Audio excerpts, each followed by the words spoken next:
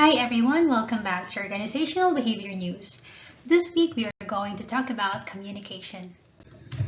So first, let us learn what is communication. It is a process by which information is exchanged between individuals through a common system of symbols, signs, or behavior. So what are the types of communication and channel? First is verbal communication, self-explanatory. Next is written communication, which are memos and emails. Number 3 is non-verbal communication. These are facial expression and body language. Number 4 is email as communication channel. And number 5 is the cross-cultural communication, which are the hand signs and jargons. So what is the importance of effective communication? One of the important skill set recruiters are looking for is effective communication. Next, it is an important aspect in job, and it is important to keep employee informed. So what will happen if there's a poor communication? What's the effects? In some work areas, it might be different. It might be the difference of life and death, such as doctors and pilots, and it can cost the business money and time. Okay, now we will talk about the communication barriers. These are the filtering.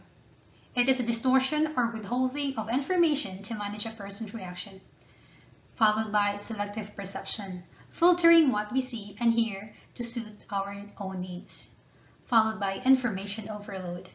Information processing demands on an individual's time to perform interactions, and internal calculations exceeds the supply or capacity of time available for such processing. Number 4 is the workplace gossip. This is a barrier to effective communication for managers, as it can perceive as being credible than official channel. Number 5 is gender differences. Number 6 is poor listening, and number 7, communication freezer. This is by making the receiver feel judged or defensive. So how are we able to communicate with our neurodiverse employees? First is communicate using straightforward language. Embrace honesty, pace a flow of information, and be mindful of sensitivities. We also have a different communication in a virtual work, since this is very common nowadays after COVID pandemic.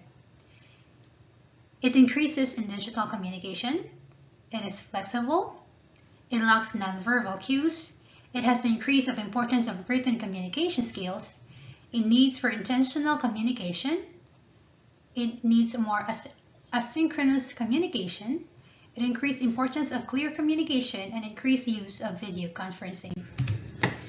And we also have AI and communication, the rise of artificial intelligence. So what are the benefits of AI? This is the ability to improve accessibility and efficiency. It can enhance the personalization of communication, and it has the ability to analyze and interpret large amounts of data. While the challenges and risk of AI is it is difficult to differentiate between AI-generated and human-generated communication, and it increases bias. So what are the key to effective communication? It is by matching the communication channel with the goal of the message. Example, you want to use a written communication when you convey facts, when a message needs to become part of a permanent file, when there is a little time urgency, and you do not need immediate feedback, and if the ideas are complicated. While you use verbal communications when you convey emotions and feelings, when the message do not need to be permanent, when there is a time urgency, when you need immediate feedback, and when the ideas are simple and can be made simple. Okay, and now the big idea. So how do we solve communication in the workplace? Poor communication is one of the challenges we encounter in the workplace, so I believe it is important for us to know how to improve them. According to David Grossman, a member of Forbes Communication Council and the Arthur W. Page Society, CEO of the Grossman Group, he said, the 5 practical solutions to help you make progress are the following. Know your audience and their needs. Communicate the right message at the right time. Frame the context and make it relevant. Use the right channels to communicate with impact. And measure your communications to guide solutions. And our real-world experiences is in my previous job as a banking industry, we have usage.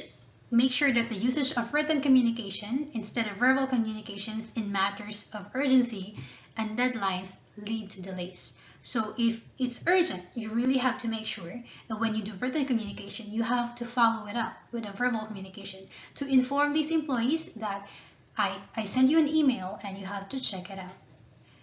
And we have also learned that overdependence in artificial intelligence lead to miscommunication. And the information overload lead to ineffective training and workshop.